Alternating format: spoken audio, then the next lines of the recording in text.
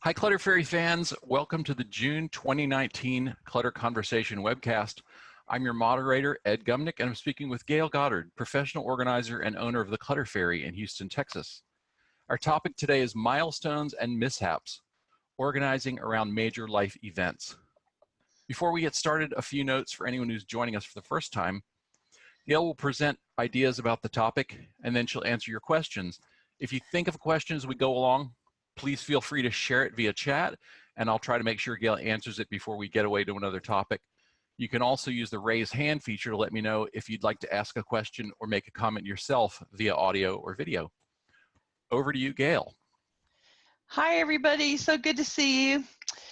This topic originally came about because I got hurt last month, and it reminded me in a very pointed way how life's sudden events, whether they're planned or unplanned, really impact how we manage our stuff. And we're going to talk about a few of those life events that happen and how you can prepare for them, plan for them, work with them, and hopefully not be completely taken by surprise when it happens. Let's begin with unexpected events, and accidents are at the top of that list.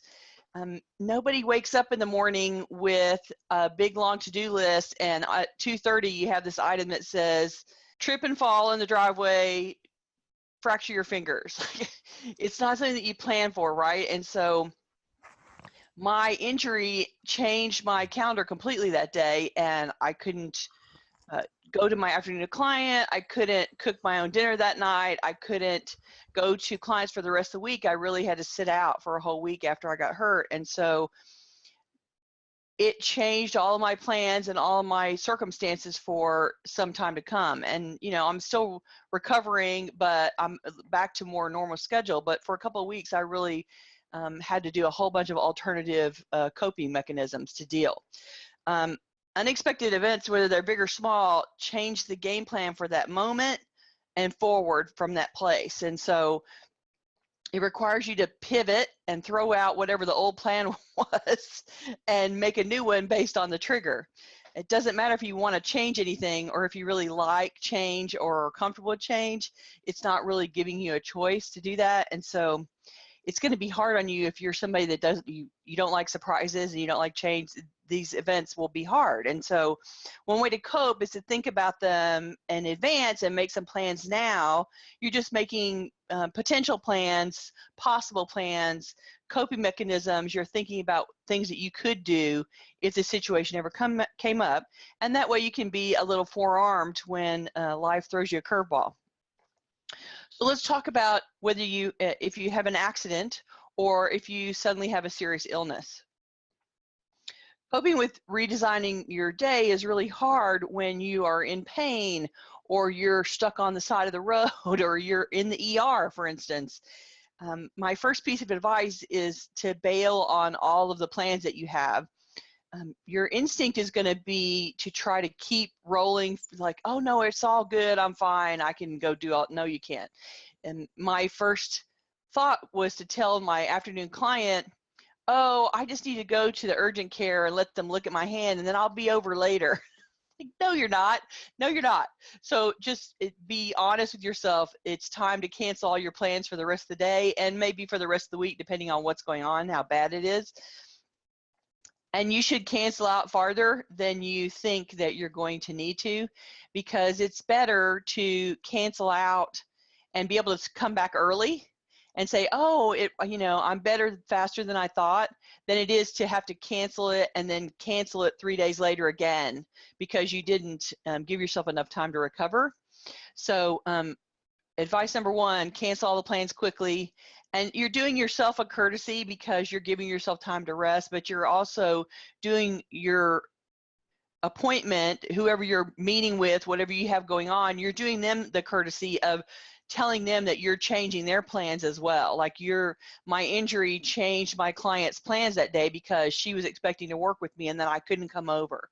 So you're doing the person that you're going to meet with the courtesy of giving them time to plan their day and make adjustments to this change, just like you're having to do it for yourself. And so better to jump on top of that and get out of everything immediately so that people have time to, they're going to, you know, okay, well, now I have this big hole and I can't do what I was going to do. And so how am I going to rearrange my day? And they're going to want to do the same thing you're trying to do. That is affected by, if you think about when you get the flu, for instance, you sort of slide off the cliff for a while and then eventually you're sick and you're at home in bed for a long period of time. And you always think that, oh, I'm sitting around doing nothing, I should be able to do stuff. And the truth is you can't really do stuff while something's wrong, while you're ill, while you're hurt. You spend all of your emotional, mental, physical energy trying to recuperate. And so acknowledging that you, against your will and without consulting you, your body is taking all of your energy to fix yourself. And so you're not going to be able to get a whole bunch of stuff done while you're at home recuperating. So you just have to acknowledge, I need to recuperate. I need to take this time to recuperate.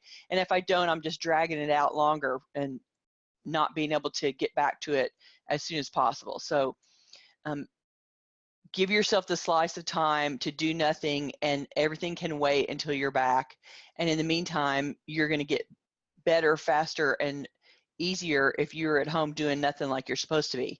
And, you know, didn't like sitting around for a whole week doing nothing, but my hand really hurt and there was no getting around that. Like there was no, gee, I'll just take extra leave and go to work. No, it was not happening. So it's really something that you have to acknowledge. As reluctant as anybody is, this is not what I had on my agenda of things to do. I really was going to do a million other things. Too bad. This is what you're facing right now. Okay, the next unexpected event that is a big one for people is the death of a parent.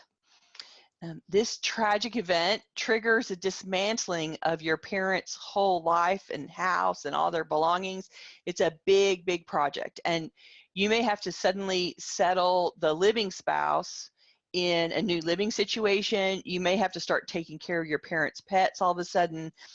If your parents own their house outright, then you have a little bit more time and leeway to deal with it. But if the house has a mortgage or there's a rent payment instead, you may have a much shorter time frame to cope with it, depending on what kind of family resources you have. I mean, it's not like somebody's standing around with a bunch of extra money ready to take over, you know, a rent payment or a mortgage payment if somebody passes away. And so depending on your circumstances, you may have a much tighter time frame to deal with this. And the problem is that you're trying to deal with the death of a parent and their belongings, managing their belongings, when you are the most distressed possible in your life. It's the hardest time ever. And so you're not bringing a whole lot to the table anyway because you are devastated. And so it's really something that anything that you can do in advance of this situation only helps you and the surviving parent. It helps you and your siblings cope if you can deal with it before the event has happened. And so you can start out by talking with your parents about it and talking to them about, how can I help you make plans around this? How can I help you let go of your stuff now? How can I help you make plans about where you want to move if you are going to be, when one spouse dies, the other one wants to move, or if the couple wants to downsize and move now while they can. You know, anything that they're willing to talk to you about and anything they're willing to do in advance would be helpful. If they are willing to start going through stuff and letting go of stuff, giving you instructions, here's what I want you to do with the pets, here's what I want you to do with the grandmother's jewelry, you know, whatever they can do to tell you in advance now, and whatever plans they're willing to make with you would be awesome and super helpful for you later, when, you know, the future you, when you are super devastated, will be glad that the non-upset version of you was working on this already. I had a YouTube audience member write me a comment and say what to do when her parents wouldn't talk to her about it all. Like, they refused to acknowledge the inevitable. Like, they were not willing to engage in any conversation that talked about what to do when one of us dies, what to do with the stuff, where's it supposed to go, where's our important paperwork. They wouldn't broach the subject at all. And so she's like, what can I do? What can I do? And my advice was, you can start research about service providers to support you when that happens in the future. So I told her, go find organizers in the area, go find the cleaning service that you want to hire, go find the moving company that you want to work with, go find the local charities and the local pet rescues that are around where your parents are. This is the time to do the research while you can do it in a peaceful way. Go tour a assisted living facility. You don't have to go with your parents. You can go and look at places around and get some idea about what's involved and what kind of money and what kind of process it takes to make that happen. You can do that work as a pre-planning event. Even though your parents aren't willing to participate, you can go do some of that research in advance. And if you do that, you will have a list of things, people to contact, things to do, places to go, that you already feel like you've vetted and are comfortable with the solution. It takes some of that burden of 1,000 decisions off of your table if you can go and do that in advance. And so the best case scenario is that your parents are participating in that conversation, they're driving those choices, and they're doing that themselves, and you are supporting them and helping them. But the worst case scenario is they're like, la la la la la, nobody's dying, la la la, and then you have to be the one to say, okay, I don't want to face this completely unprepared and having thought about nothing, so I'm going to go do a bunch of research. And you don't have to tell your parent you're doing it. Just go and do what you need to do so that you have a list of things to go to, resources to tap when you are faced with a situation. Gayle, Jen commented, and where will they be buried, or where do they want their ashes to go? Yes, yes. What a stressor my family could have avoided when my dad passed. If only he'd had the conversation for 10 minutes with you, right?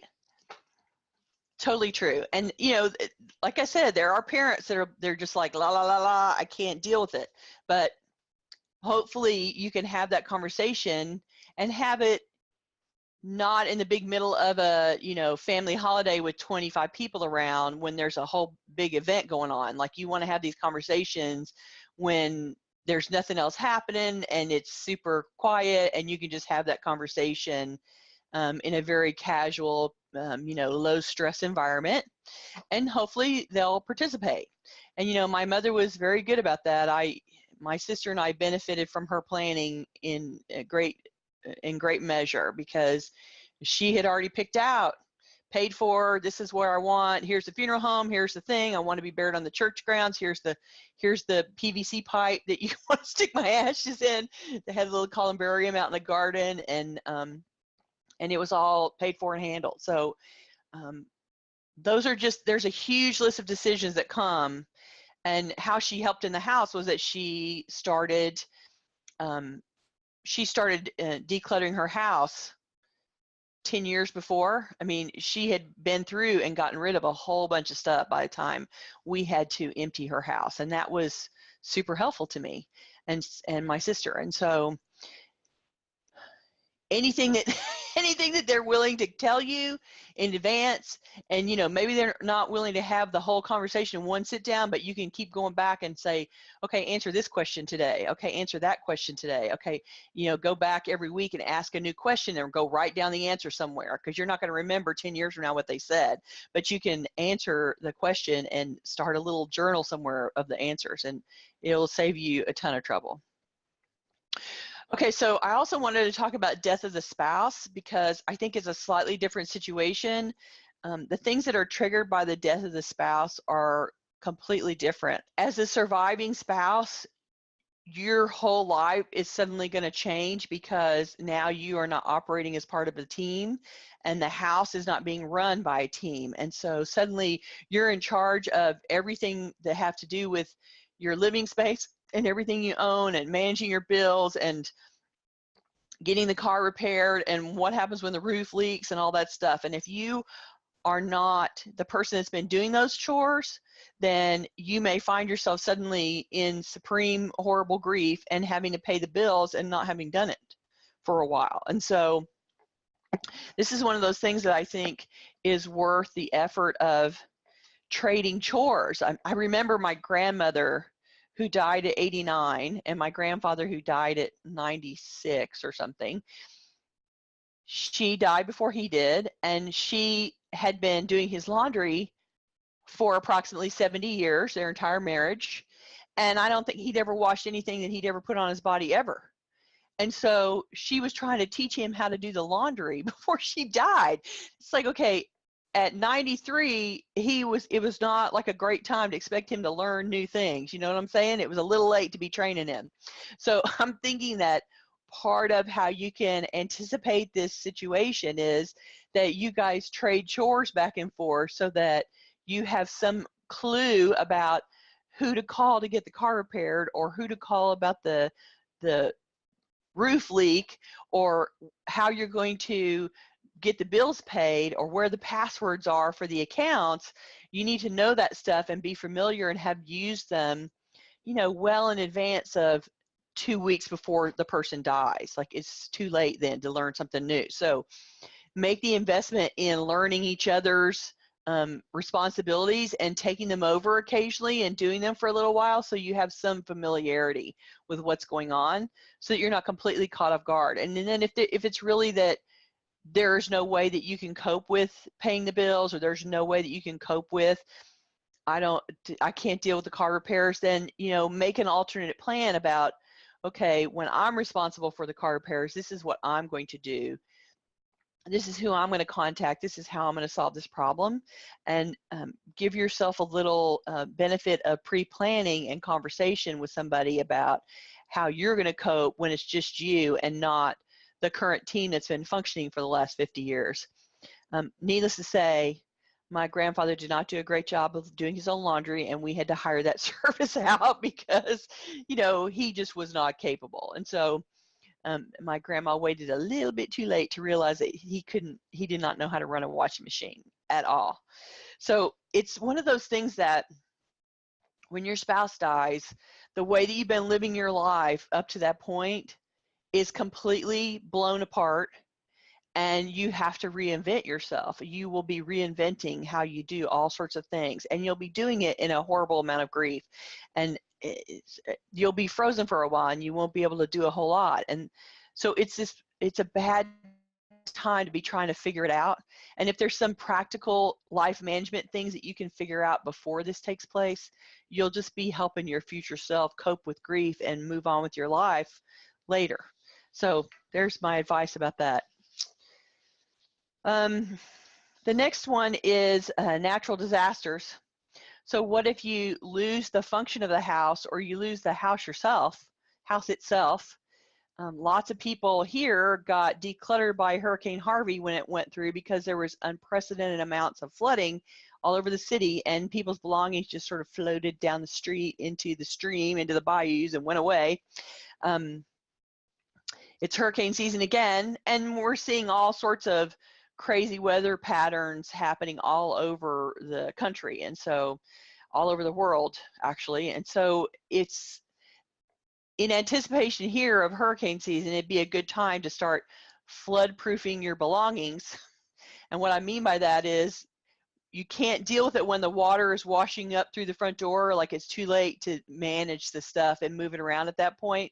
So better that you move this stuff now. So I would go through and find all of your important docs. You want the legal docs, the health insurance, you want the house insurance information, all the marriage and divorce certificate, birth certificates, passports, all that kind of hoo-ha.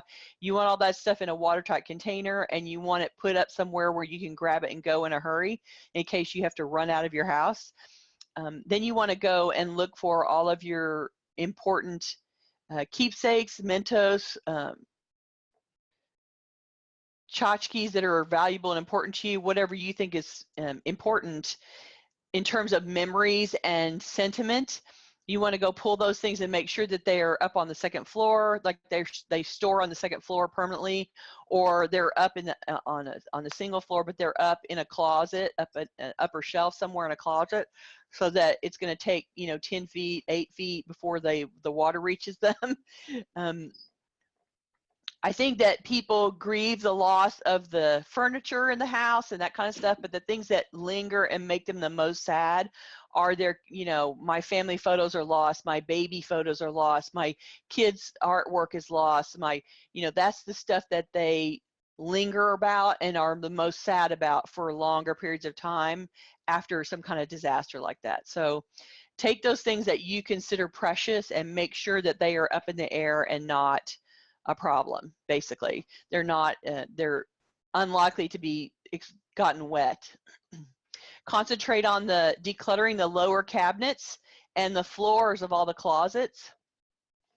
You're just saving yourself a bunch of hassle if you go through and declutter everything that you don't like. Take it out now. Anything that you don't want that's in those lower cabinets or on the lower shelves or in the lower part of the closet, maybe hanging on the lower rung of the closet, right?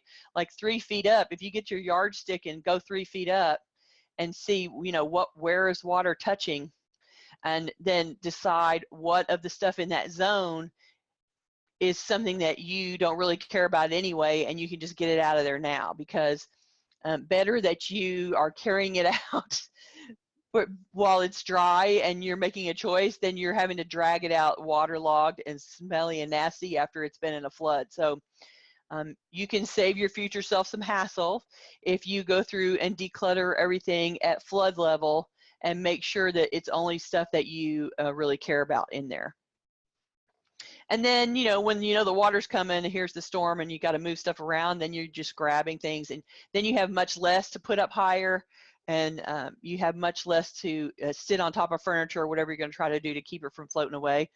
The problem is that the water's really strong, and lots of people put things on top of tables, and then the water lifted the table up and floated the table around. Everything that was on top of the boxes all fell into the water anyway. So it's always an interesting situation to try to prep for a flood. But anything that's at flood level, if you can thin out the volume that's at flood level, you're just saving yourself some hassle later.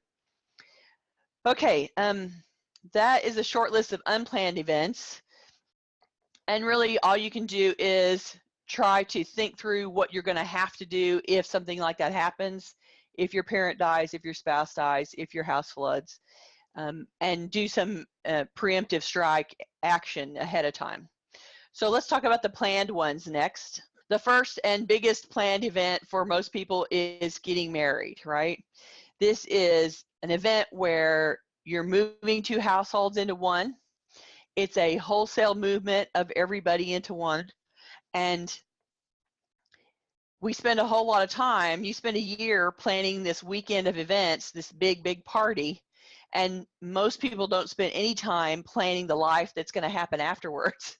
So it's a good time to focus on, not only are we having this seriously fun, expensive party that is going to be a total blowout, and I'm going to do all this stuff to make it perfect and beautiful, but then perhaps we should also plan a little bit about how we're going to live our life going forward. And so either one of you is moving in with the other one, or you're going to a new location together. But recognizing that in this moment, it isn't just this, everybody's going to take their full contents and shove them into the new location. There's not enough room for that, right? Like both of you don't have a half empty house where you're living. You both have full houses where you're living. And so trying to combine those 2 households into one is a guaranteed disaster, right? So you have to make that plan in advance to, everybody has to get rid of 50% of their stuff or some combination thereof in order to still have a full house worth going to a new location, or for you to share a house if one is moving into the other. If the person who is moving in does not get to move in some of their stuff, they're not going to feel welcome or feel like they're, being allowed to live in the new space. And so part of making your spouse feel welcome is making space for them, and not just a little space. We're not talking about a little sliver in the closet, like you have to get serious about, I don't get to have 100% of this space now. I have to surrender half of it to my spouse.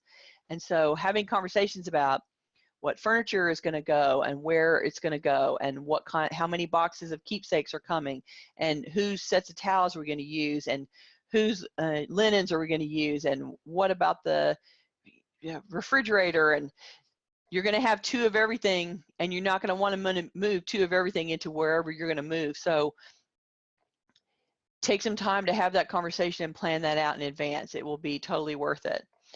And, prevent some arguments later. I'm just saying. The other planned event is a divorce.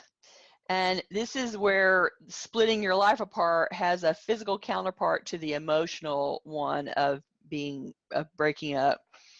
It's a hard thing to do if everybody's talking and being reasonable, but if you guys are not talking or you're fighting and it's getting ugly between you, then it's just going to be that much harder. Now you have to separate everything while you're all mad and resentful and hurt, and it's not a great environment for making decisions. So this is the one place where picking your battles is super important. Is it really worth pitching a fit over something small? And try to pay attention to the fact that your feelings of anger and hurt are coloring your response to, do I really want this coffee table? So if you find yourself having this argument and pitched battle and you're screaming and yelling and crying about some coffee table, then you have to stop and ask yourself, okay, am I really screaming and crying about this coffee table? Or am I just really screaming and crying because I'm sad and angry? Like, they're not the same thing. So remember that great scene in Harry Met Sally when their friends are moving in together and there's a big wagon wheel coffee table and they're talking about it, and he says, everything's all great and wonderful, y'all are moving and everybody's happy, but some days you're going to go 15 rounds about this stupid wagon wheel coffee table. This is true.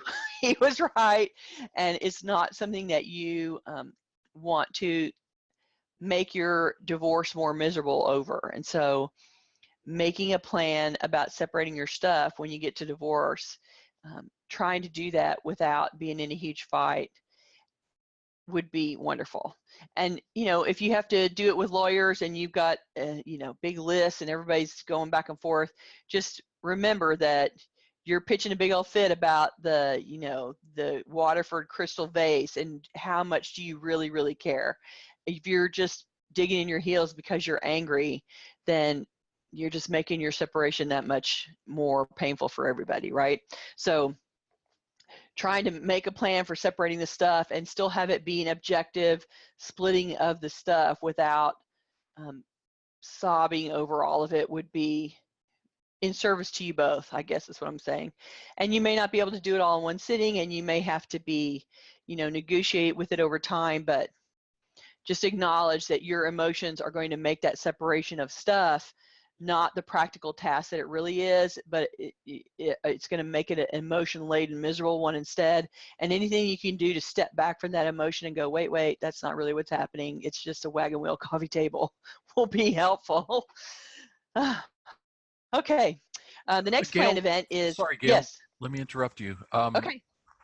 Noelle added, this is also the time to find out how all the bills work, what kinds of things are due when, house maintenance, etc. Exactly, because you got the same thing happening, right? Somebody has been in charge of that stuff, and that person may be moving out, and so suddenly you don't know what to do, and then you end up going, oh no, there's a leak. Damn, I have to call my ex-husband or ex-wife to find out what the solution is, and like you don't want to keep having those conversations either. So you're right. It's a good time to find out what the chores are and find out what the solutions are, and hopefully make up a new plan that doesn't involve consulting and calling your spouse and reigniting your arguments. Before we get too far away from it too, Jen added, yes, on the subject of flooding, anything that is very important shouldn't be in the lowest drawer of the filing cabinet. Right? Yes. Yeah, because, if you walk around with your yardstick, you will make it very obvious what's happening. Like, just walk around with a yardstick and stand there and look at what is in 1 foot. And the lowest drawer of the file cabinet is with 12 inches. So if you have 6 inches of water, that file cabinet's getting wet and everything in it, right? And so it is it's a good plan to go and see what is on your lower level and how important that stuff is to you. And if you don't want it to float down the street or float through the house and then be thrown out into a big pile in the driveway, yeah, time to move it. Was there something else, Ed? Yeah, Jen also mentioned that a coworker's wife moved all their documents and he didn't know about it. And so then she said it was a big deal in Harvey. I assume that means, you know, when they need Oh, when he needed all that stuff, he didn't know where any of it you didn't know where was. it was. Yes, Yeah. yes. You do need, everybody in the house needs to know where the important documents are. That's for sure. Because if you aren't home and somebody's home and you have to call and say, hey, go get the important document file and I'll, you know, pick you up in the driveway, or you know, somebody's coming to get you or whatever. If somebody has to run and they don't know where the documents are, you don't want them running all around the house trying to figure out where they are. The next planned event is the birth of a child. And suddenly all of the ways that you live and all the things that you own are going to change 100%. And the perfect metaphor for this is you are changing your life from a sports car life to a minivan life. Right? And of course, this is all of the stuff, you know, there's mothers that say to me all the time, I was so organized when I lived alone or when we first got married. Well, of course you were, because it was two adults in charge of their stuff. And a child only adds stuff with half the skills. They don't have any capacity to manage themselves. They can't manage their own stuff.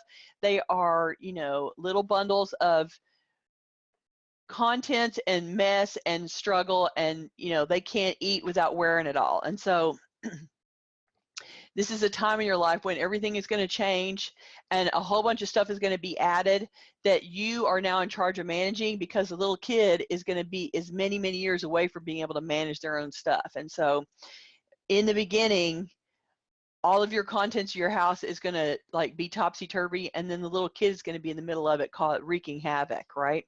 So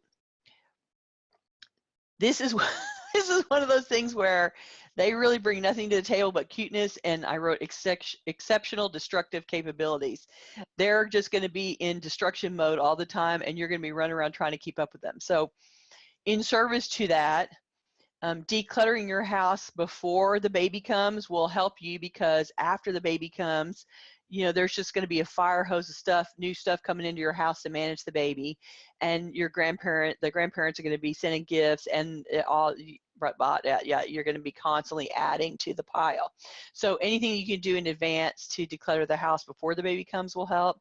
And you know, creating a maintenance process of churning through the baby stuff as fast as it outgrew that, it can't fit in that seat anymore, it can't sit in there, you know, the baby grows quickly and out reaches lots of the things that they have in the beginning. So it starts this cycle of constantly growing out of things.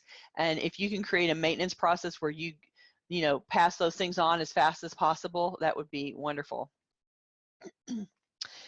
Graduation is another planned event that everybody has to respond to. Usually graduation means that you are changing your life. You're going to get a new job. You're going to maybe move to a new city. You might move to a new location because you suddenly have an income stream after being in school.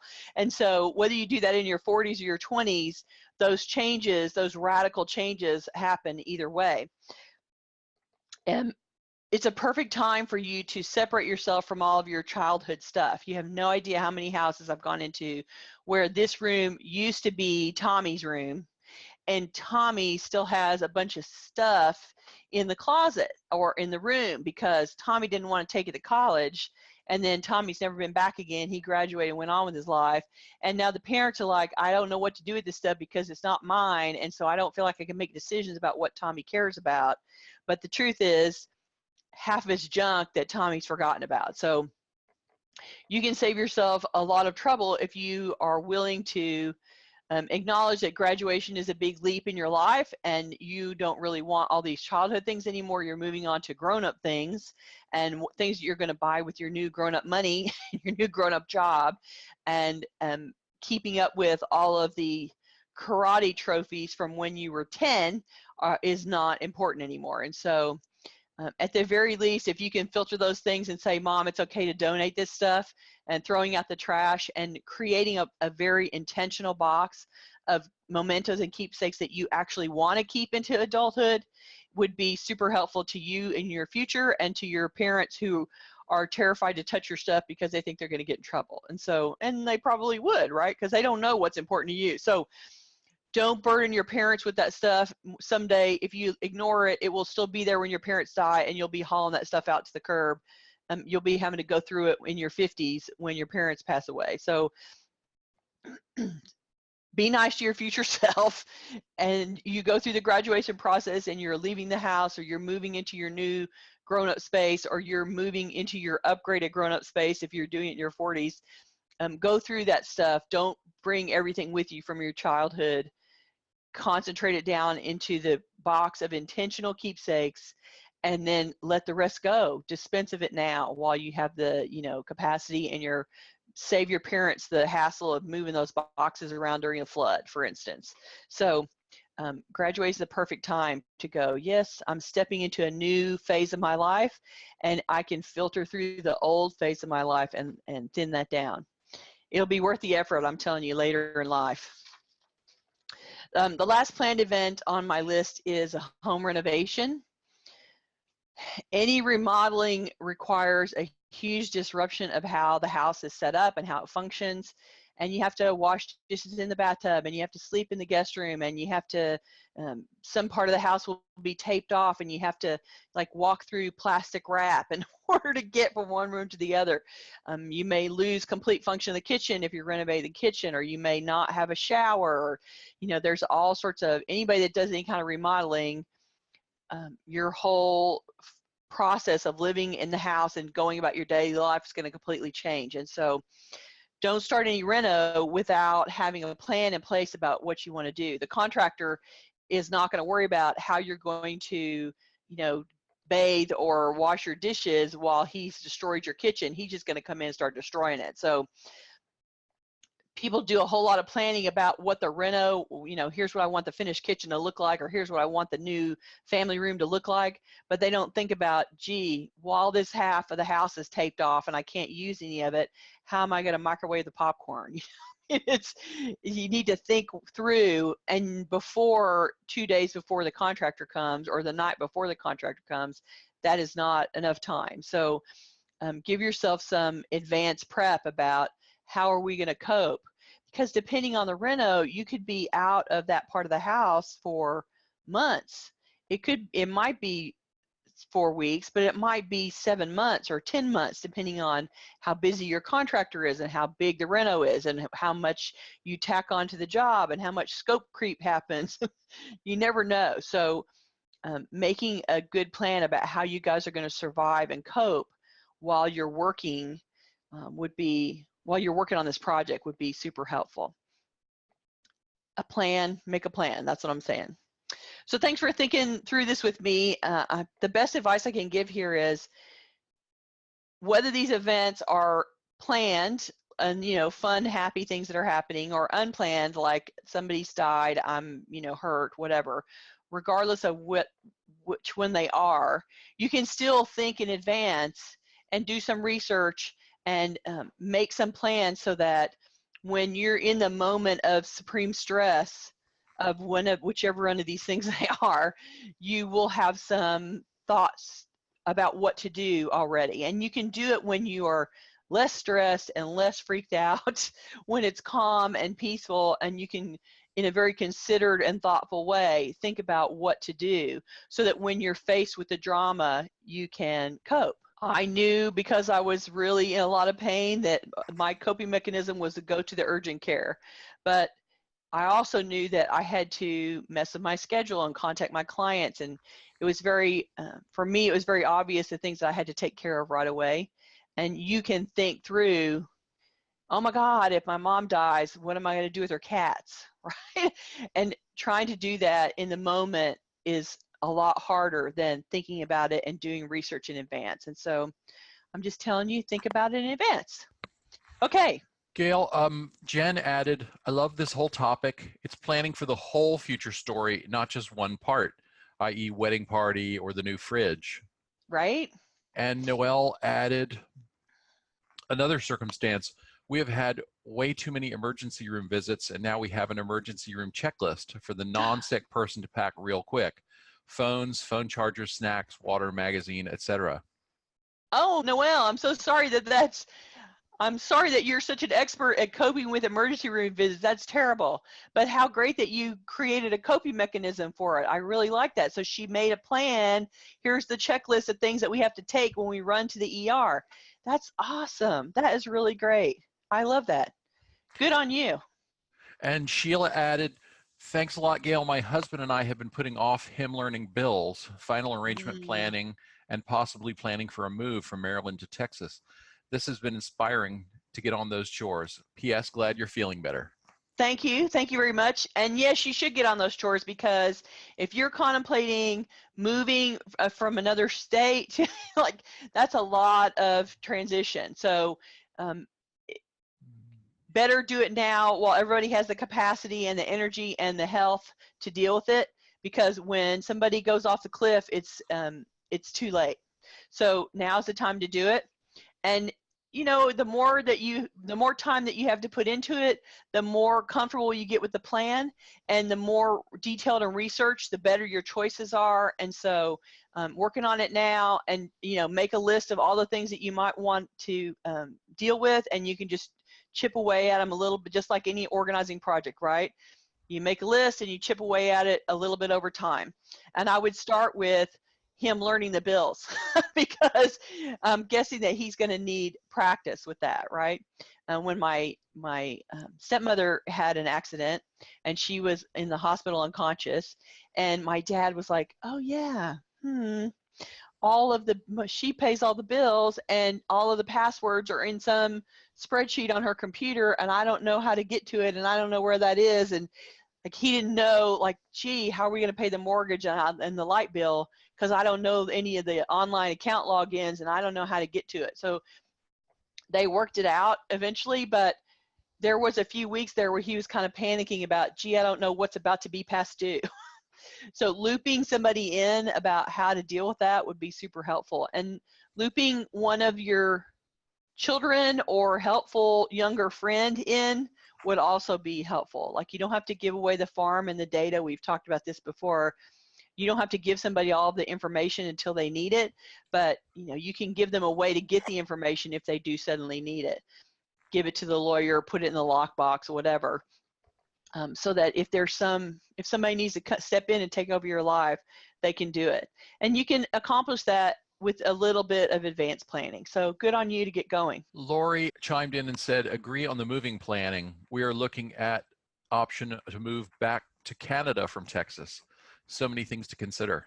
Yes, and that's a long move too. So my advice for your moving is, don't take a thing that you don't think you need.